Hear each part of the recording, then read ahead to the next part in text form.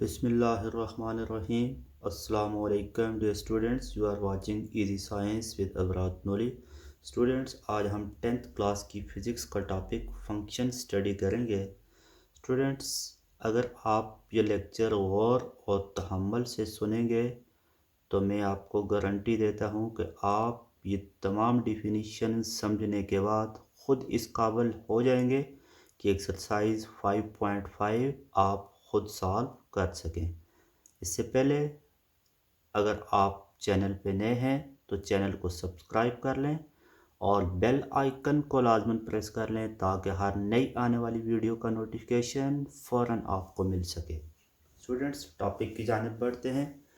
Functions क्या होता है? Let a and b are two non-empty sets. Let a and b are two non-empty sets.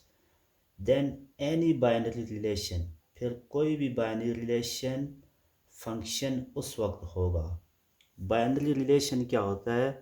Students ये आप पिछले टॉपिक में स्टडी कर चुके हैं। अगर आपके पास सेट ए के दो एलिमेंट 1 2 और सेट बी के दो एलिमेंट हों ए और बी, आप ए क्रॉस बी फाइंड कर लें तो आप 1a 1b 2a और 2b, आपके पास इसमें कितने ऑर्डर्ड पेयर बनते हैं? 1 2 3 4 ऑर्डर्ड पेयर बन सकते हैं।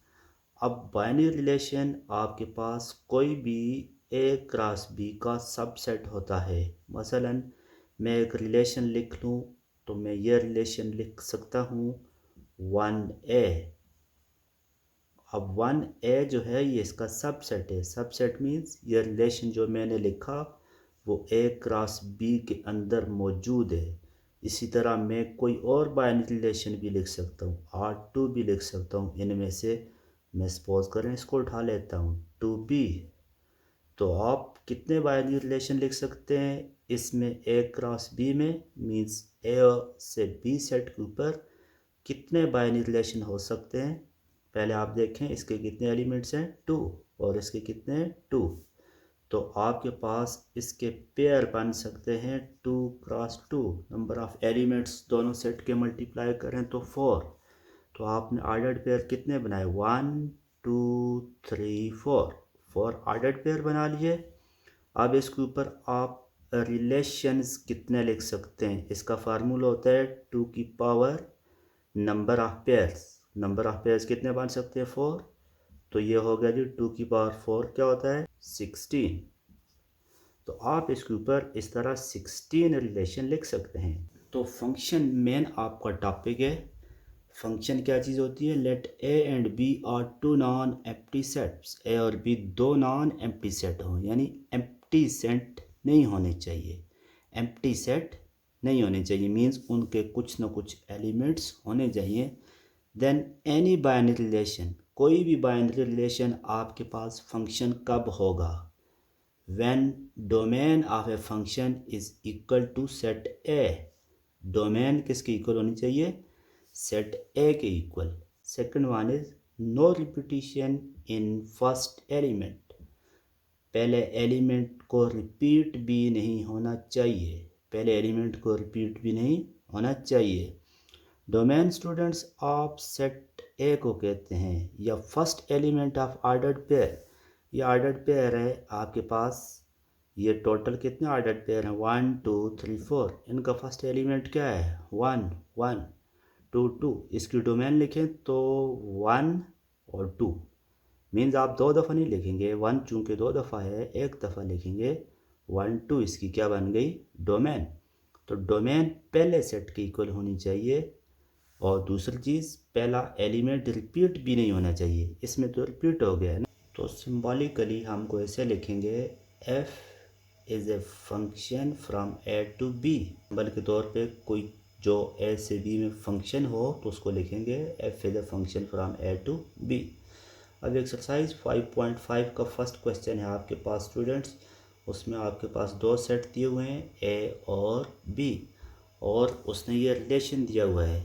वो पूछ रहा है क्या ये फंक्शन है या नहीं। तो फंक्शन की आपके पास डिफिनीशन क्या है, domain of that relation should be equal to set A.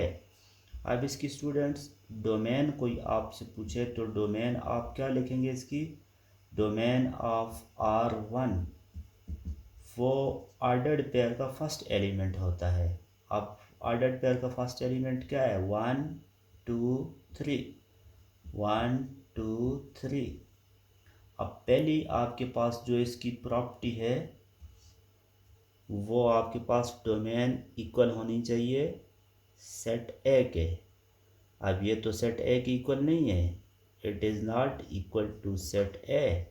अब पहली प्रॉपर्टी के ऊपर पहली कंडीशन पे ये पूरा नहीं उतरता, तो इसका ये मतलब है कि it is not a function. तो आप क्या लिखेंगे, it is not a function. अब सेकंड एक रिलेशन उसने लिखा है स्टूडेंट्स, इसमें देखें तो इसकी डोमेन ऑफ R2 क्या है, 1 2 3 4। ऑर्डर्ड पेयर का पहला एलिमेंट, ये ऑर्डर्ड पेयर हैं 1 2 3 4, 4 ऑर्डर्ड पेयर हैं यहाँ पे। तो इसका पहला एलिमेंट क्या है, 1 2 3 4। This is equal to set A. Second condition इसकी क्या होती है, no repetition in first element. अब फर्स्ट एलिमेंट ऑर्डर्ड पेयर का देखें रिपीट नहीं हो रहा, 1 2 3 4 दोबारा किसी स्टेज के ऊपर, जिस तरह यहाँ आपके पास स्टूडेंट्स यहाँ पे आया हुआ है 2 2, ये एक ऑर्डर्ड पेयर है 2 2, इसमें तो रिपीट हो रहा है लेकिन इधर रिपीट नहीं हो रहा 1 2 3 4।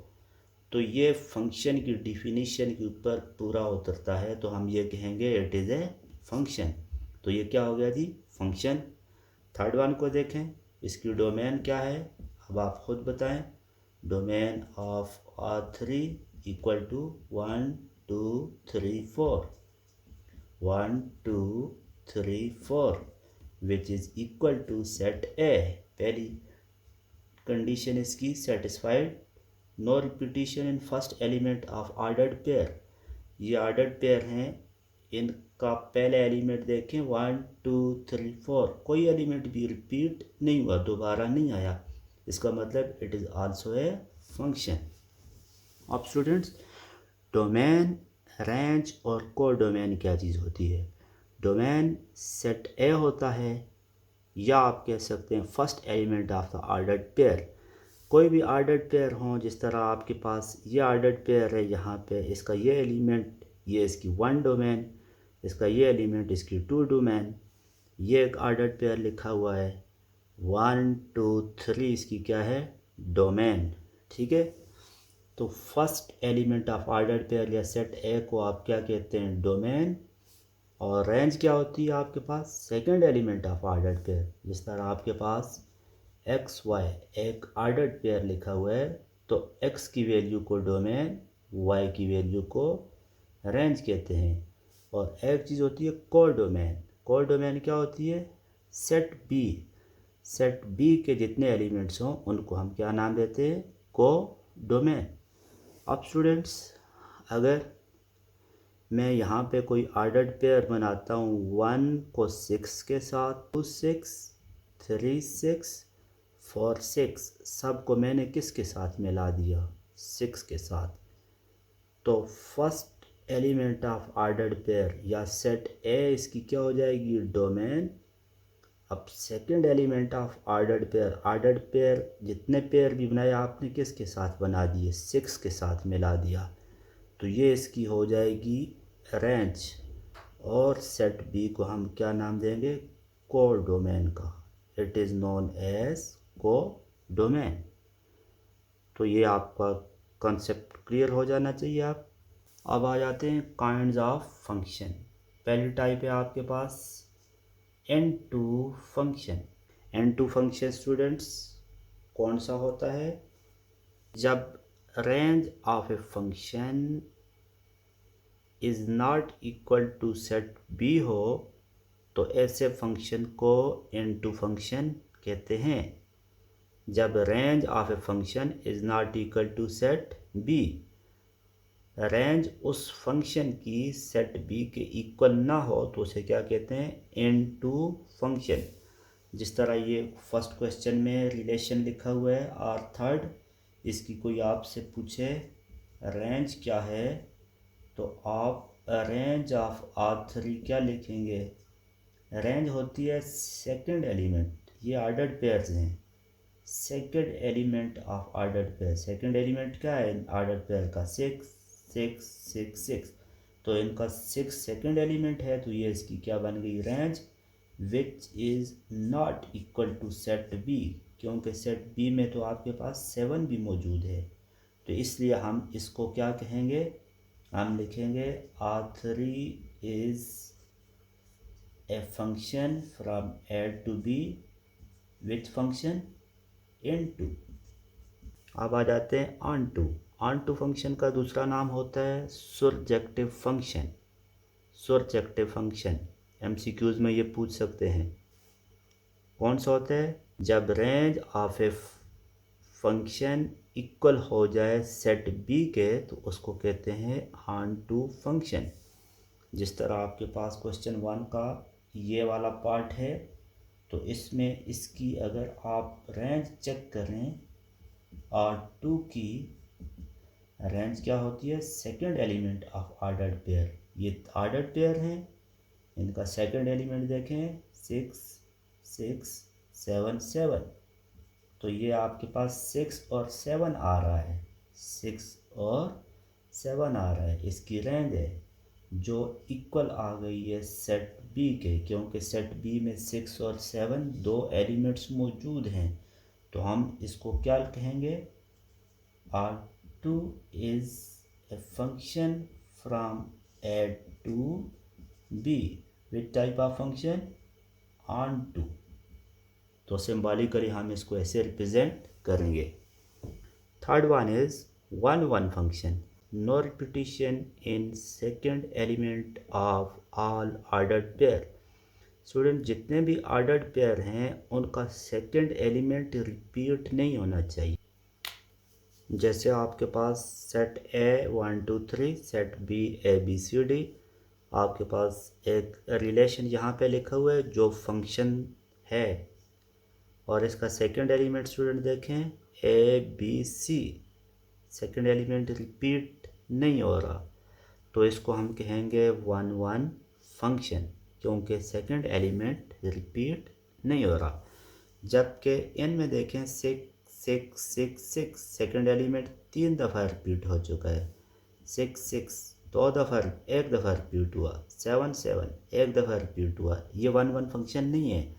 वन वन फंक्शन वो होता है जिसमें second element of all ordered pair should not be repeated, वो रिपीट नहीं होना चाहिए, तो इसको आप क्या कहेंगे, वन वन फंक्शन। अब आ जाते हैं students into and one one, injective function, इसे क्या कहते हैं, injective function.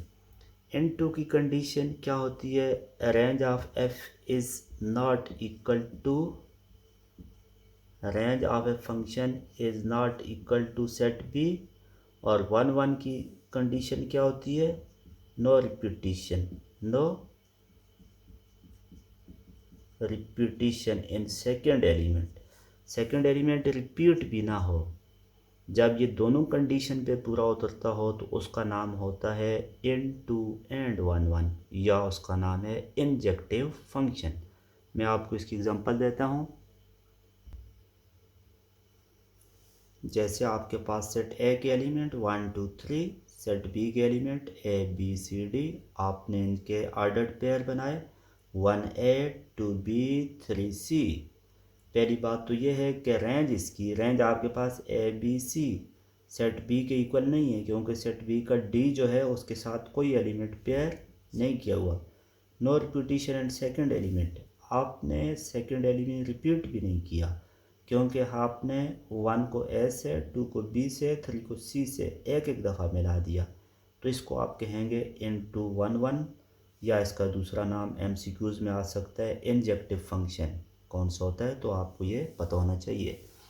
Students fifth one is onto one one, इसका दूसरा नाम है bijective function.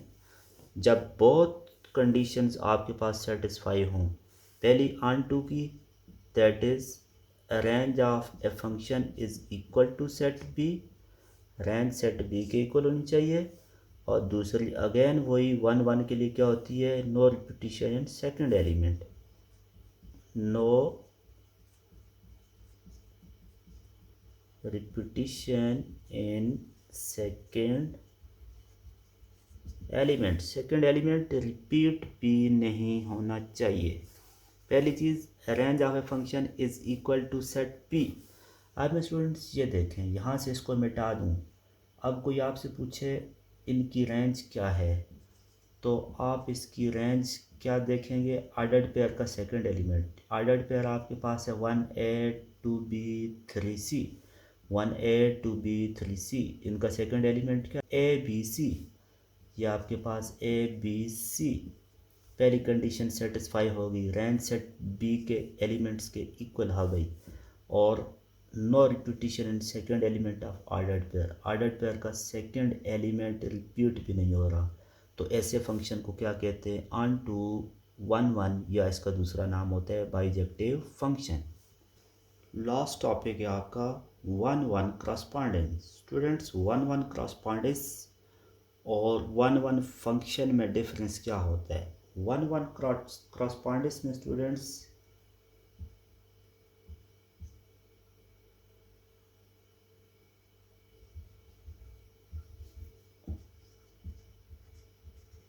both sets have same numbers, both sets have same number, दोनों सेट्स में सेम नंबर होने चाहिए। जिस तरह आपके पास सेट ए है 1 2, सेट बी है 2 3, अगर मैं इनके पेयर बनाता हूँ, सेट ए में 1 2, सेट बी में आपके पास 2 3, अगर 1 को 2 के साथ, 2 को 3 के साथ, दूसरे लफ्ज़ों में आप ये कह सकते हैं, each element of set A is paired with one element of set B, each element of set B is paired with one element of set A, यानी ए सेट का हर एलिमेंट सेट बी के element A के element से paired हो, और set B का भी हर एलिमेंट सेट ए के सिर्फ एक एलिमेंट से पेयर्ड हो, इसे वन वन क्रॉसपॉन्डेंस कहते हैं। लेकिन वन वन फंक्शन में डिफरेंस ये होता है, जिस तरह इसमें आपके पास 1 2 2 एलिमेंट्स हैं, सेट बी में आपके पास 2 3 4 एलिमेंट्स हैं, इसमें सिर्फ सेट ए के एलिमेंट सेट बी के एक एलिमेंट से पेयर्ड होना चाहिए। अब सेट ए का तो हर एलिमेंट सेट बी के एक एलिमेंट से पेयर्ड है, लेकिन 4 के लिए यहाँ पे कोई पेयर भी नहीं है। अब आप 2 को 3 के बजाय 4 के साथ मिला दें तो 3 बच जाएगा। अब यहाँ पे इसमें आप ये कह सकते हैं ये वन वन फंक्शन है, इसको आप ये कह सकते हैं ये वन वन फंक्शन भी है और वन वन क्रॉसपॉन्डेंस, दोनों चीज़ें हैं। तो स्टूडेंट्स, उम्मीद है आपको आज के लेक्चर की समझ आई होगी। आज के लिए इतना ही। अल्लाह हाफिज़।